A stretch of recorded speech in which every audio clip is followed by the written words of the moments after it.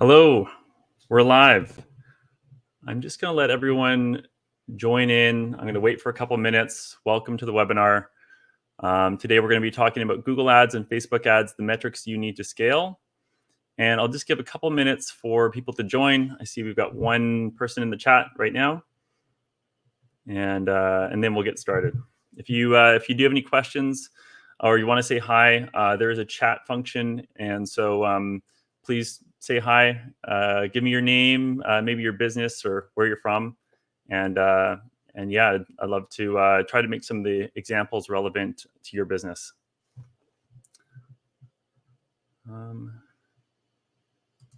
Okay. Denise. Great to see you, Denise. You're the first one.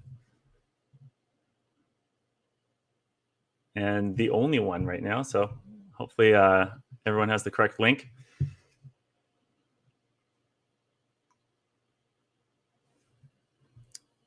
Bree. Hi, Bree. Very nice to meet you. Great. Thanks for joining the webinar. And I see, just looking at the registrants, attendees. Okay. I'm going to wait for another 30 seconds and then we'll get started. Hey, Nikki.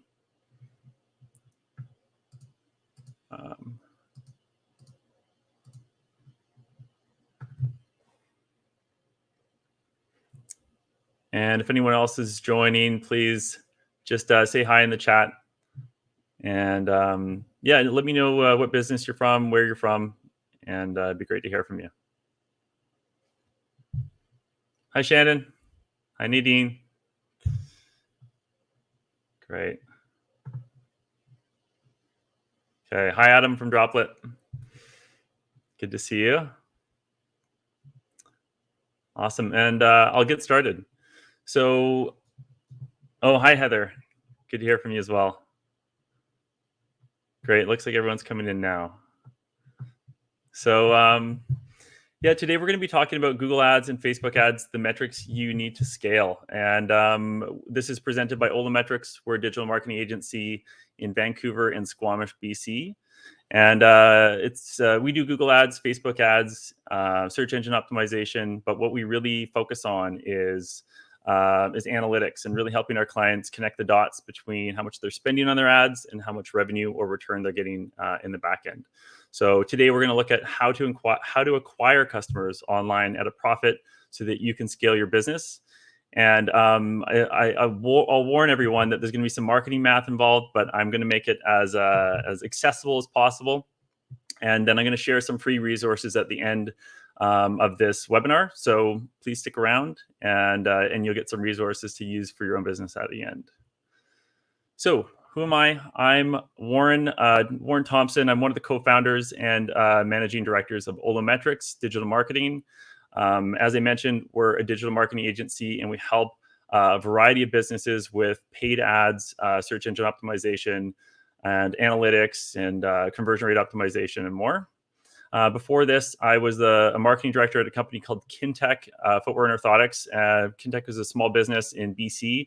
And the reason I bring that up is that, I didn't start my whole career kind of working through agencies. I spent the better part of a decade at Kintec really building the brand and using marketing strategies year over year to grow that company. So I really have that kind of small business approach when it comes to marketing and the clients that we work with. And I'm also one of the lead instructors at BrainStation. So BrainStation is a tech ed institute. They are all over North America and other parts of the world. But I teach digital marketing classes there and search engine marketing classes. And yeah, it's done. Here's an example of one of my classes. So it's kind of done in an online live format, just like this. And so all the students join in and we learn together online. So it'll be exciting to kind of have a similar experience here. And thanks, Ayla, for joining. Ayla does wedding invitations, calligraphy, stationery design. So great. I hope this is very helpful for everyone here. So why pay traffic? The best way to talk about paid traffic, I think, is to sometimes look at the counterpart, which is organic traffic or SEO. So paid traffic, we like to call PPC sometimes, or pay per click. And so some of the differences are paid traffic drives demand very quickly. So you when you turn on the taps, as we say, or start advertising, you can drive website traffic to your website very quickly, and it's kind of an on and off if you're spending money or not. It's more predictable. So if we do this across multiple industries, multiple clients, then we can start to see some predictability in the amount that we're spending on platforms and the types of results that we can forecast for our clients. It's also very measurable. Um, but there's an investment in ad dollars here. So you're not just paying for services or your hard work to bring people to your website. You are also paying Google, Facebook, or any other platform that you advertise with, like LinkedIn, to bid in the real time auctions, and then be able to show up and then bring people to the website. So you're typically paying per click, hence the PPC, or you are paying in a CPM or impression based auction. So there's usually a shorter term ROI on these strategies. So if you're doing paid traffic, it's because you want to drive people quickly. You've got a specific campaign, or you want to, you're maybe a newer business and you can't rely only on SEO. So there's a shorter term ROI on the ads, but you are spending more money because you need to pay money for every person that comes to the website. So organic traffic, on the other side, it drives demand slowly. So, but you get a chance to build trust and reciprocity. So if you think about when you go search something on Google and you see the top results, when you look at the top few results, you see their ads. You know that they're ads, so most people do. They get harder and harder to spot. But yeah, the top results are usually ads. And there's 10 results underneath that, which are your organic results. So if you see an organic result there, because it's not an ad, that person earned it. So it does build trust and reciprocity to have your website showing up on that page one of Google. Organic SEO is also very measurable, just like paid traffic. You're just measuring different KPIs. And instead of investment in ad dollars, there's an investment in time and effort. So maybe it's part of a content strategy or a website, copywriting strategy, or all of the SEO research that needs to go into it. So it's just a little different. It's usually investment, time and effort, and maybe software tools. And there's a longer term ROI on SEO. So you don't get that immediate return on investment like you do with paid traffic. So the way that I like to describe it to people sometimes is that paid traffic is kind of like a fire hose. You are pointing your ad dollars at a certain audience or certain keywords, and you are you're getting right in front of them with your ads. And then organic traffic is kind of like rain. So it's this accumulation over time. It happens slowly, but then once you get it going, then it keeps providing value for you. So the other way to think about paid traffic is that it's part of a marketing mix. So it's one of your pillars. Oftentimes, new or smaller businesses will come to us and they'll say, "Hey, we want to do Google Ads. Can we do Google Ads and we'll start making money?" And I would say that sometimes that's the case, and oftentimes we've had some big wins with clients where that was their only marketing strategy. But you should be thinking of it as a pillar of your overall strategy to make a more resilient marketing effort or resilient business. So something like pairing paid traffic with organic traffic, with SEO work, with some cold sales outreach, with some referral marketing. So that's going to get you a more predictable and resilient business, because if one of those pillars starts to, let's say, weaken or suffer, then the other ones will carry it forward. So if you're only relying on paid traffic, I would say that you could be in a little bit of a precarious position, and you should focus on also improving some of these other pillars. And it could be other ones for you. So every business is different. Word of mouth is not here, but maybe you have a very strong word of mouth strategy. I will say, however, paid traffic, it's very effective, but it gets more competitive and more expensive every single year, as you can see in this chart of climbing pay per clicks, or cost per clicks. So with rising costs and more competition, it's more expensive than ever to acquire customers. You must understand how your top line affects your bottom line. You need to know how much you can afford to pay for each new customer that you're acquiring. and you need to hire someone that can demonstrate the ROI of the campaign. So if you don't know what's going on, you've got someone running your Google ads or your Facebook ads, and you don't really know if it's working or not, that's not a good place to be in, because you should know that. You should know, hey, I'm spending this much and I'm getting this much in return. So you can't afford to make decisions based solely on vanity metrics. Is there a way to switch the view to the deck, Warren? So am I not sharing my deck with you guys? Kirk, just let me know if you can't see my deck, because on my screen it looks like it's the large thing. It's a thumbnail. Oh, okay. Let me try to switch that, guys. I'm sorry about that. I'm going to come back here. I think there's a view. I'm the bigger window. Got it.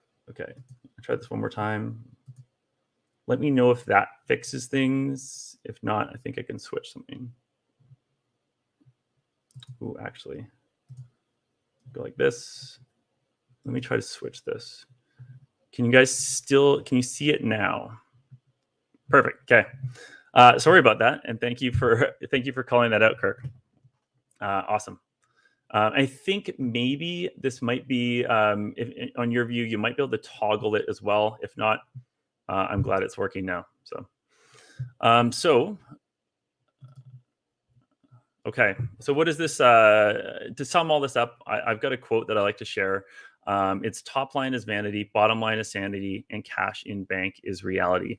So it's something that we think about here, and we try to preach. Is that we're not, when we're reporting on a campaign, it always comes back to what are we getting in our bottom line? How many conversions are we getting? How many of those people are turning into customers?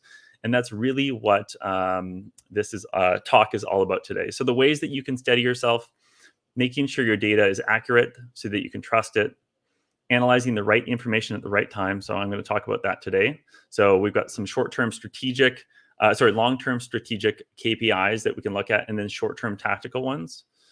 Never losing sight of the bottom line numbers, and then figuring out the following metrics so that you can scale confidently. And these are the three metrics that we'll talk about today. The three metrics that you need to scale and this applies to Facebook ads, Google ads, LinkedIn ads, etc. Whatever advertising platform you're using, it could be programmatic. You will want to know these numbers. So the first one is average customer lifetime value. And so that is actually not an advertising platform number, but it's knowing your own customer database and how much each person is worth to you. The average customer acquisition cost, a break-even return on ad spend, and I've got one bonus, which I'm hiding until I get to that slide, which will be another, I'll say, more actionable metric, depending on your business. So metric one, average customer lifetime value. And everyone, just give me a thumbs up if you can see everything and hear everything okay. And then I'll just keep going confidently here. Awesome. Thanks, Bree. So the calculating average customer lifetime value, how do we calculate it? So we like to calculate average customer lifetime value within a 1-year window. So you think of lifetime value, it could be multiple years, right? You could say our average customer stays with us for 5 years, etc. So the reason I like to use a 1-year window is that it keeps things simpler. And the average cash reserves of most businesses for mature businesses is 1 year. So there's a famous kind of story of Bill Gates when he was new, starting out Microsoft, and he was very stressed because of the turbulence in the industry. And he thought, okay, we could be, out of business or have a big drop in sales one day and or 1 month, and I'd have to fire, hundreds of people. And so Warren Buffett told him, as a first step, you want to save 1 year of cash reserves to cover all of your expenses that the business might have for 1 year, so that you can start thinking longer term. And so that was the first step that Bill Gates took, and that really helped him to stop panicking about the things that are happening right now and start thinking more long term. So that's why we use a 1 year window. And I will say there's a caveat: if you're a brand new business, you might want to use a 90-day window, but I'll get to that in a second. So average customer lifetime value, how do we calculate that? So it's just the average revenue per order times the average 1 year frequency of purchases. So I'm going to show a couple examples. The first one, let's say it's an online jewelry company. So let's say the average revenue per order, or average order value, it's also called in e-commerce, is 120 bucks. So someone buys, let's say, a necklace or something along those lines, 120 bucks. And the average 1 year frequency is 1.5. So for every 2 people that buy, one of them is going to buy a second time within this year.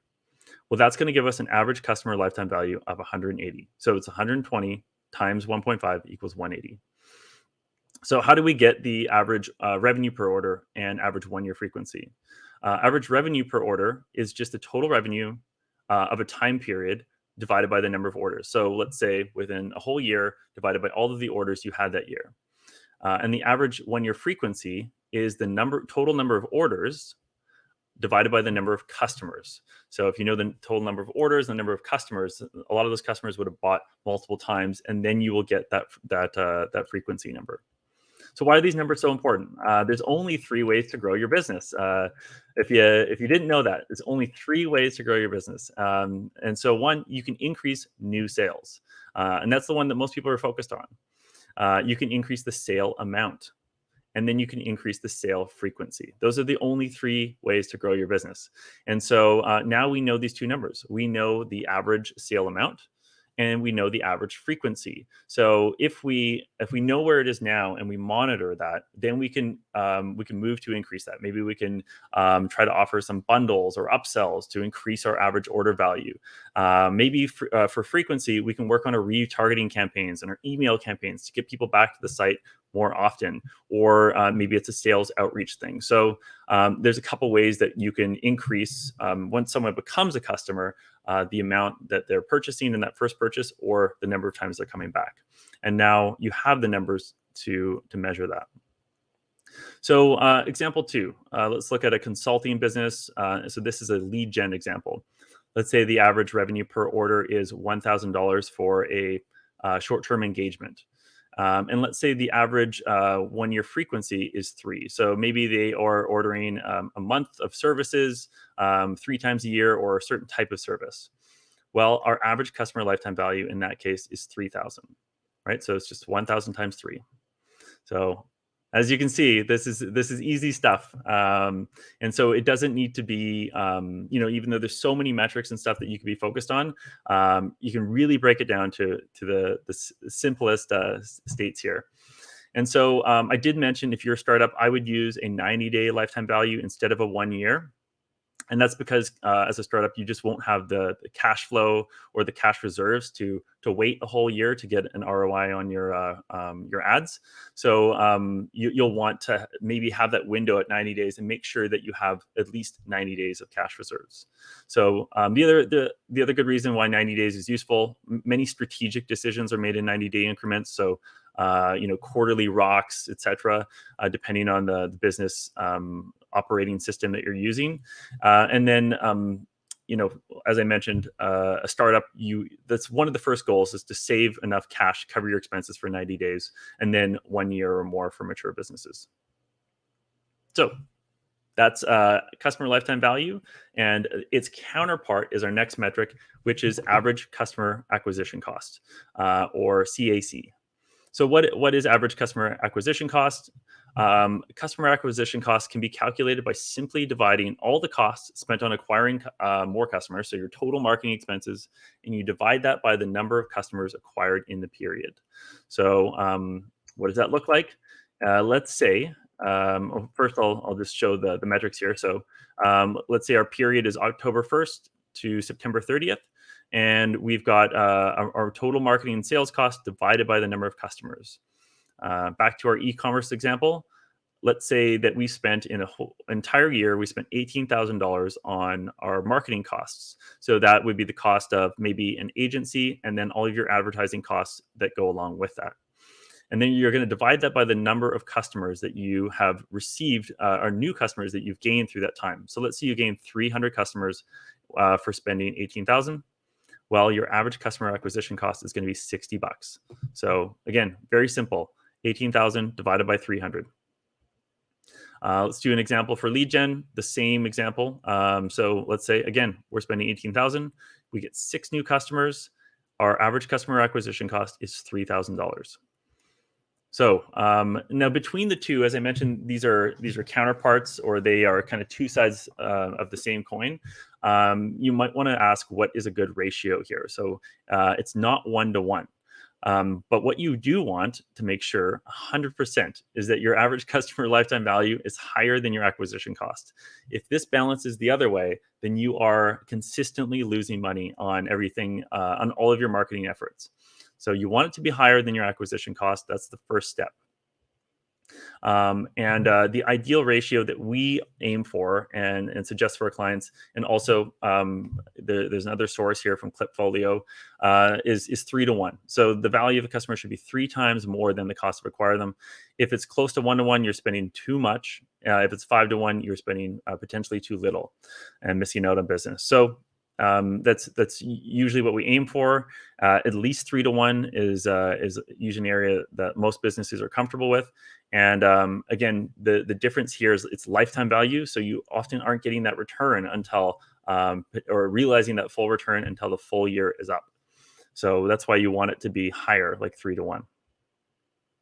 So let's look at our 2 examples, and let's see which business is in a good spot and which one isn't. So first, we've got our e-commerce business, the online jeweler. So they had an average customer lifetime value of $180, and they were spending $60 to acquire every single new customer. So that's a 3-to-1 ratio in a year. That's good. The next one was our lead gen example. That was the consulting business. So they were spending $3,000 to acquire a customer, and their customers were only worth $3,000 to them. So that's a 1-to-1 in 1 year. Not so good, right? So that company will go out of business if they keep that up without either getting more value from their customers or acquiring them at a lower cost. So here's a little quote from me. If your lifetime value is less than 3-to-1 of your customer acquisition cost, you won't be able to scale quickly without outside investment. So it's really popular in like Silicon Valley and other kind of startup cultures to have a high burn rate when they're basically racking up expenses on their startup. So oftentimes that's the goal, right? They just want outside investment. But if you are a business that wants to stay profitable and grow year over year, then you really do need to make sure that these things are balanced properly. I see a couple questions. Okay, that was from Kirk, so it's all good. By the way, if you guys do have any questions, or if I'm moving too fast or anything, just let me know in the chat, and I'd be happy to go over anything again. I will also say, by the way, I'll save some time for questions at the end, and we should have maybe about 15-20 minutes at the end to go over some. So lifetime value and customer acquisition cost are essential, but they are longer-term strategic metrics. So they're also known as lagging indicators. But how do you know what's working in the short term? That's where you need leading indicators. So if your leading indicators are performing well, then that's going to tell you that the lagging indicators will likely perform well. You don't have to wait for that to happen. So metric 3 is break-even return on ad spend, and also known as ROAS. You might see it as an acronym, ROAS. But what is break-even return on ad spend? It's your break-even return on ad spend. It's a percentage return that you need to achieve with your advertising in order not to lose money. So it's literally the point where you start breaking even on your advertising. So how do we calculate that? First, we're going to calculate return on ad spend. So we're going to look at 2 metrics in their relation to each other. One is break-even return on ad spend, and one is your actual return on ad spend. So to calculate return on ad spend, it is revenue divided by ad spend. And oftentimes we'll times it by 100 to display it as a percentage. So here's the example.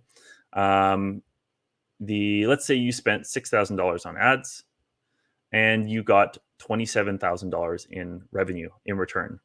Well, your return on ad spend, your actual return on ad spend, would be 450%, or 4.5 return on ad spend. So you can calculate this daily, weekly, monthly, quarterly, etc. And that's what makes it really valuable. So it can act as a leading indicator that you pay attention to every single day if you really want to. Now, what about break-even ROAS, or break-even return on ad spend? This is much simpler. All it is 1 divided by your net margin. And you can use gross margin if you like, and then take off your overhead of your, let's say, your payroll and other expenses after. But easy way to look at it is 1 divided by net margin. So it's literally just 1 divided by whatever your margin is. So let's say it's 25%. And that would give you a break-even return on ad spend of 400%. So typically in a lot of e-commerce businesses, we see this closer to 30%, 40%. It depends on the returns. And it depends if they are a manufacturer or a retailer. But in this case, we know with absolute certainty, our net margin's 25%. Well, our break-even ROAS is 400%. We need to be hitting higher than that. And so just like the customer acquisition cost and lifetime value, here we want actual ROAS to be higher than break even. So as I mentioned, it's a leading indicator. So I've got this little example here to show you. If you have an amazing ROAS and a healthy lifetime value kind of customer acquisition cost ratio, then it's all gravy from there. Everything above that is going to be profit, and your business will be thriving. You can even probably then invest more and try to get more out of your marketing dollars. So bonus. This is our bonus metric. So ROAS, or break-even or return on ad spend, is often used in e-commerce, and it can be used in lead generation businesses, let's say service businesses. But oftentimes it's easier to just calculate a target cost per lead, and just for simplicity's sake, then you know a number that you're looking at. So that's what this one's all about. So if your business's primary marketing function is lead generation, as I mentioned, you can still use return on ad spend. You just need to assign values to all of your goals on your website and weight them. So it's something that we do for all of our clients. Whenever we're doing conversion tracking, we track all of the little details on their website, and we give everything a weight so that we can look at every conversion not through as equals, but some are more important than others. However, in many cases, it's just easier to choose target cost per lead. So to do that, you'll first need to know your average value per lead. So once you know your average value per lead, then you just need to make sure that your target cost per lead is below that. And so it's very much like the two metrics that I just showed. There's a relationship to each other, and knowing both gives them more context. So calculating average value per lead. We're going to go back to our lead gen example, and it's going to be the best way to show this. So let's say that when you get 10 leads in the door, let's say in a month, you want to know how many of those are going to turn into prospects. Like how many are actually qualified that I would give that person maybe a proposal for, or a quote, or pass them on to like a customer sales rep or something along those lines. So that is the qualification rate. So if I have 10 leads and then 2 of them turn into prospects, it's a 20% qualification rate. And then if one of those I'll say prospects, turns into a customer, then we have a 50% close rate. And I'm using small numbers to make it nice and simple, but this is probably likely going to be somewhere around 100 leads, 20 prospects, and then maybe 10 customers, depending on the size of the business. But yeah, this is what we want: qualification rate and close rate. So it kind of narrows things down, and that's typical for every single business. So here is an example in lead gen of applying those actual that 20% qualification rate and that 50% close rate in action. So let's say we make $3,000 on each customer or each client that comes through the door. So let's say, actually, for this example, let's say the revenue is $9,000, but we are making $3,000. That's our profit. Well, we times that by 50%, and that's going to give us our close rate number. So that's going to be $1,500. So we're taking 3,000 times 50% equals 1,500, and then we're going to times it by 20% for the qualification rate. That gives us $300. And now we have our average value per lead. So we know that if a lead comes through the door They're going to be filtered down to the qualified leads or the prospects to the actual customers.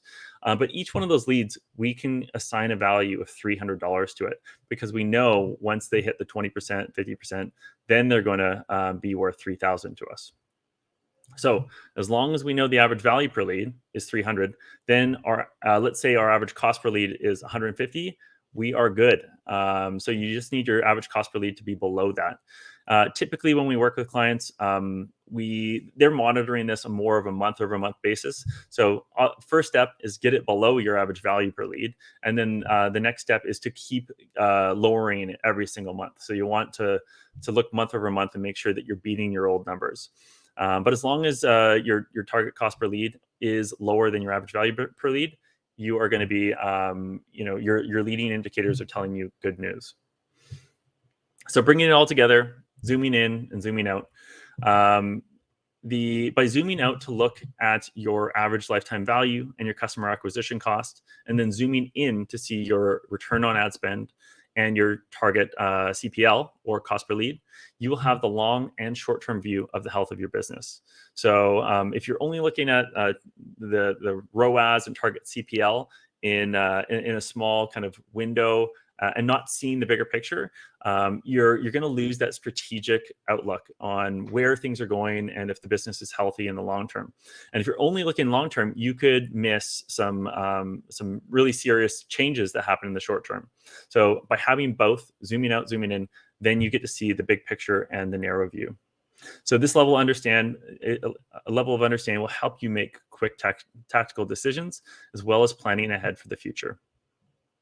So another way to zoom is that we often look at segmentation. So I'm just going to grab some water. So each of these metrics that we discussed today can be segmented by the following groupings to better understand and optimize your marketing. So, when we're looking at different marketing channels, we want to know what is the return on ad spend or the target cost per lead on Facebook versus Google versus LinkedIn versus SEO, etc. So then by breaking that down, we can start to see which channels are working best for us and put more time and effort or money there. You can apply the same thing to different audience attributes. So gender or age range, or the different interests of your different audiences. So Facebook, for example, you can do cold interest targeting, and you can target people that, let's say, if you are that online jewelry store, maybe people that like one of your competitors versus people that like online jewelry in general. So if you see that the competitor audience is performing better than the people that like online jewelry in general, then you can put more money there. And then the same thing goes for purchasing behavior and campaigns, ad groups, even right down to the keywords. So we can see this keyword gave us this return on ad spend for every single time that we paid to click, paid for someone to click on it. And so that really allows you to start to optimize and improve week over week, month over month, and then have a successful digital marketing campaign. So bringing it all together to conclude, the metrics that you need to scale. The first is average customer lifetime value. The second is average customer acquisition cost. Then we've got break-even return on ad spend and its counterpart return on ad spend. And then target cost per lead and its counterpart average value per lead. So those are the metrics. And if you've got these metrics and you know them and you trust the information, then you've really got a pulse on your marketing. And so it's surprising that most businesses don't actually know these numbers.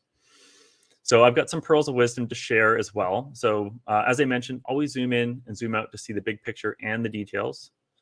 Every KPI has a BFF. You read that right. So I like to recommend that people view KPIs in pairs to understand context. You'll notice that every single one of the metrics that I went through today had a BFF or a counterpart that we were looking at, so that we can see it in context. So another one might be like the number of unique visitors to your website and your conversion rate. So if you're only looking at your conversion rate every single month, and then all of a sudden the visitors to your website drops, you might look and see, oh, conversion rate went up. Things are going well. But then you look at unique visitors and you say, oh well, we have half the people that came to the website this month than did last month. Then this is actually not a good thing. We need to invest more in the awareness or driving traffic to the website. And then make sure that you measure correctly, or you won't be able to trust your data. So this is a really big one. When we're working with clients, or when we meet clients, oftentimes for the first time, we ask them, like, what kind of reporting do you look at? Do you trust your reporting? And often they don't, right? Or they don't fully understand it. There's some fuzzy areas, and that's why we place so much emphasis on analytics, because it's really hard to make decisions when you don't trust your numbers, right? You always have something in the back of your mind. Is this real? Is this actual? And then so you end up just going with your gut instead. And so in order to really make data-driven decisions, you have to know that it's accurate. So I've got a couple bonus resources here. So these are the actual Google and Facebook and Google funnel calculators that we use at Olometrics. And I'm going to show you what they look like right here.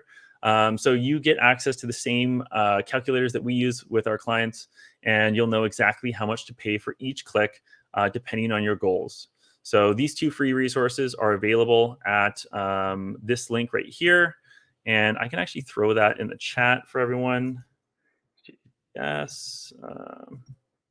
Bitly funnel calculators. I was going to save that, calculators.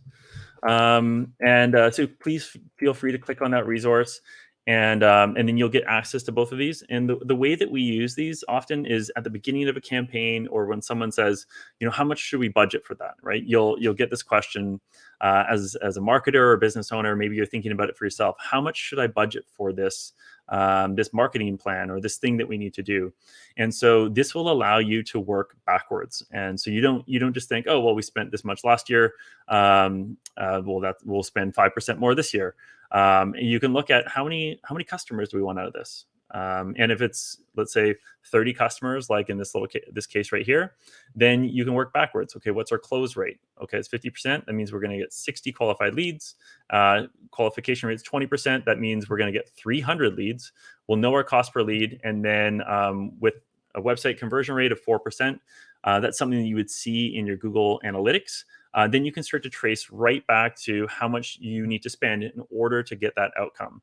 And I will say, the first time you do this, it's not going to be super accurate because it's the first time. But then you run a campaign once, and then the second one's going to be that much more accurate. So these are a very invaluable resource, and it really simplifies the whole process so that you can really connect the dots from how much you're spending each month to how many customers or how much money you're getting out the other end. So that being said, we're at the end of the session, so we wrapped up a little early. But if anyone has any questions, please ask them now, and I'd be happy to share some answers. If you're wondering about any other metrics, just let me know in the chat.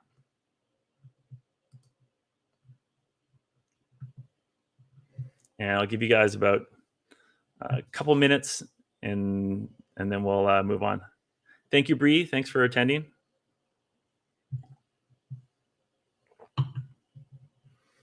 Yes. So we will be sharing the deck. Thanks to everyone that showed up. We'll share the deck, and we'll also share the presentation. And apologies for having the small thumbnail at the beginning. But yeah, we'll share the deck. We'll share the presentation with everyone. And we'll also share a link to the funnel calculators in an email. So you'll get everything. Yeah. Colin, thanks. Brian, thank you.